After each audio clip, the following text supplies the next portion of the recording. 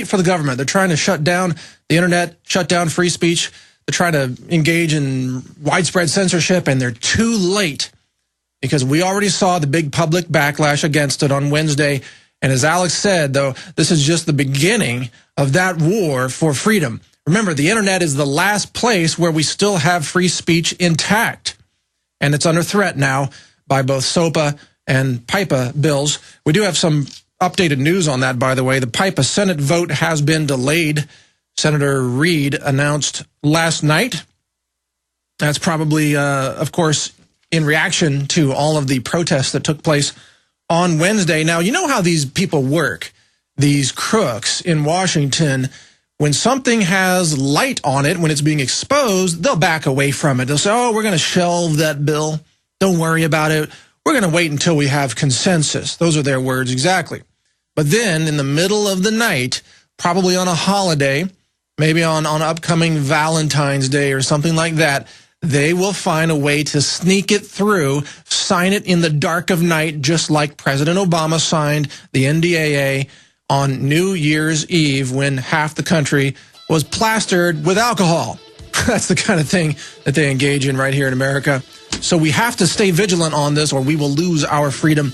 And the internet is the last place where that freedom remains intact. So it is essential that you defend it and defend the rights of folks like Infowars.com to keep bringing you the truth. I mean, that's what we do here. Stay with us. We have more videos and more news coming up right after this break. This is The Alex Jones Show. We'll be right back. A crew member here at Infowars just brought in a very interesting packet from a food establishment here in Austin. It's a packet of crushed red peppers by Papa John's, and it says right on the front here, it says, crushed red peppers treated with radiation. I'm showing that on the TV there. Treated with radiation, and it's got a little radiation icon on it, which shows like a sprouting little plant with some dotted lines over it to try to make radiation look all friendly. There it is. Treated with radiation. There we go. Cute little radiation icon. It's all friendly. Yeah, little plant. Of course, in reality, radiation kills plants. It should show a skull and crossbones on this. Why would a pizza company brag on its red pepper pack that it's been treated with radiation? Maybe they should call it Fukushima red peppers. Straight out of Fukushima, extra radiation to boost your energy. Oh, yeah, that's what's coming next. Well, odds and ends that are just amusing and sad at the same time. Now, moving on to perhaps more important topics. We've got a video from Ron Paul commenting, not just commenting, but actually proposing a law that would repeal the indefinite detention segments of the National Defense Authorization Act. And this is crucial. It shows once again that Ron Paul is a constitutionalist, a restorationist, and he wants to get these illegal elements of the bill, just smack them down, get them out of the picture, bring back and restore our liberty. Let's go right to that video. Go ahead and roll that, please.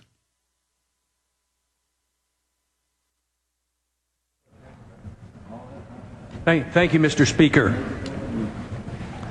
Mr. Speaker, I rise today to introduce a very simple piece of legislation to repeal the infamous Section 1021 of the National Defense Authorization Act, quietly signed into law by the President on New Year's Day.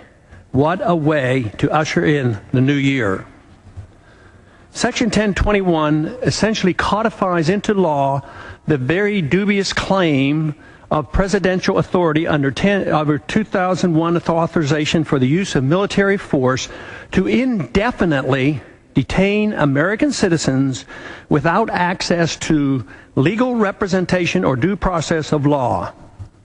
Section 1021 provides for the possibility of the U.S. military acting as a kind of police force on U.S. soil, apprehending terror suspects, including Americans, and whisking them off to an undisclosed location indefinitely.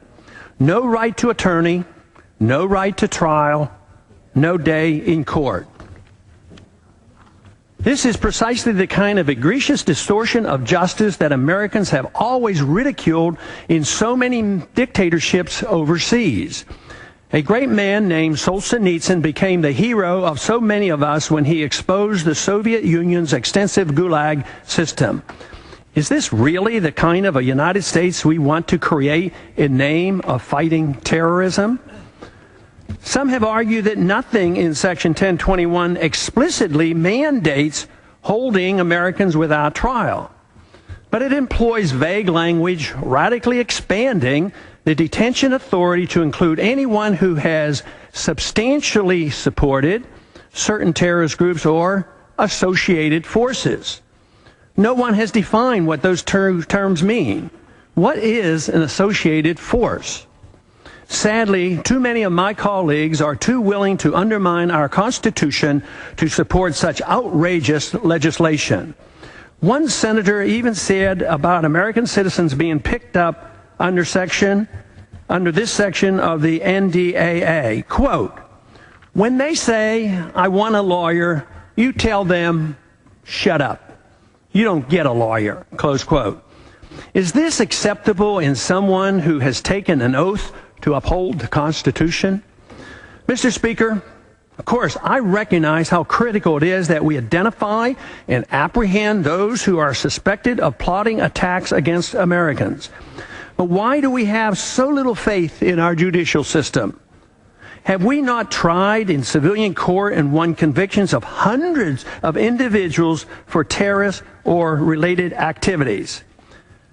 I fully support continuing to do so. But let us not abandon what is so unique and special about our system of government in the process. I hope my colleagues will join my effort to overturn this shameful Section 1021 of the National Defense Authorization Act. And I yield back. Well, there you go. Words, strong words, very powerful words from Ron Paul. And the way that I know that I live in a nation where some of the people are truly insane is that they're not supporting this guy. That's crazy. He makes the most sense. He's the only one who honors the Constitution, who honors the rule of law, who wants to restore that rule of law in our nation. He should have 99% of the support. And probably some Southern Louisiana tunes for us here. Welcome back to the Alex Jones Show. Mike Adams filling in for you today. And in this segment, and for the rest of the show, we're joined by none other than Bob Chapman from the International Forecaster. I've got a ton of questions for Bob. Help us analyze and break down what we've been witnessing here over the last few days with SOPA, with the anonymous attacks, with the Justice Department, with the price of oil, war with Iran, Ron Paul, everything. Bob, are you with us? I am. Hey, great to have you on again, Bob. Good to be with you today. What are you making of all this that's going on? Well, I'll tell you, there's certainly some tremendous cross currents. Price of oil seems to hang around $100 a barrel, although there doesn't seem to be any imminent threat of war other than a great bill is being amassed for the cost of the operation. And I don't know if you knew it or not, but the United States government has volunteered to pay that bill for not only their own Navy, but anybody else who joins in. Wow, so the other nations are now mercenaries working for the Pentagon, huh? You could say that, but I think this is a little game they're playing here. I don't think they're logistically in position to do what they want to do yet, and it could be 6 months, a year, longer. Who's to say? Well, do the other nations, do they realize they're going to get paid in fiat currency? I mean, or are they going to demand gold?